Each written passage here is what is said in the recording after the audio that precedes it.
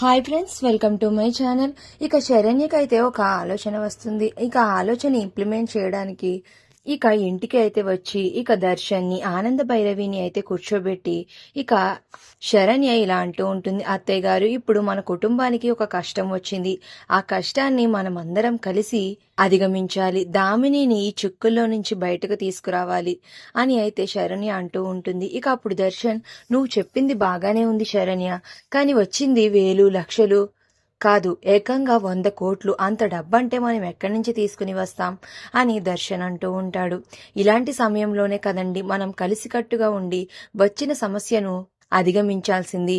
నాకు ఒక ఆలోచన వచ్చింది అత్తయ్య గారు అని తనకి వచ్చిన ఆలోచనని చెప్తూ ఉంటుంది. అత్తయ్య గారు, నేను రోడ్డు మీద వెళ్తున్నప్పుడు ఒక పోస్టర్ చూశాను. ఆ పోస్టర్లో ఏమి ఉందంటే, వరల్డ్ వైడ్ గా అయితే ఫ్యాషన్ షో జరుగుతుంది. అక్కడికి చాలా మంది ఇన్వెస్టర్స్ అందరూ కూడా వస్తూ ఉంటారు.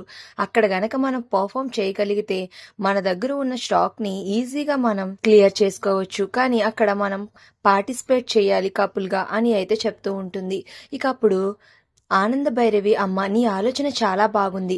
నీకు తోడుగా దర్శన్ కూడా ఉంటే మీరు ఖచ్చితంగా కాంపిటీషన్ లో గెలుస్తారమ్మా అని ఆనంద అంటూ ఉంటుంది. ఇక ఆ మాటలు విన్న దర్శన్ అయితే, అమ్మ ఇలాంటివన్నీ నాతో అవ్వవు, నాకు కుదరదమ్మా, నేను చెయ్యలేను, నాకు కొంచెం భయంగా అనిపిస్తుంది అని దర్శన్ అంటూ ఉంటాడు.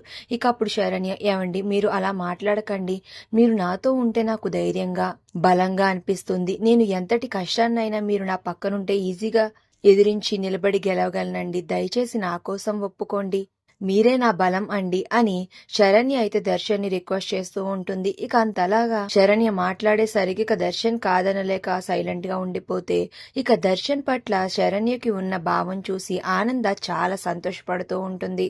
మరి ఇప్పుడు ఏం జరగనుంది? కాంపిటీషన్ లో ఆనంద కుటుంబం, దర్శన్, శరణ్య ఎలా గెలవబోతున్నారు అనేది నెక్స్ట్ రివ్యూలో తెలుసుకుందాం.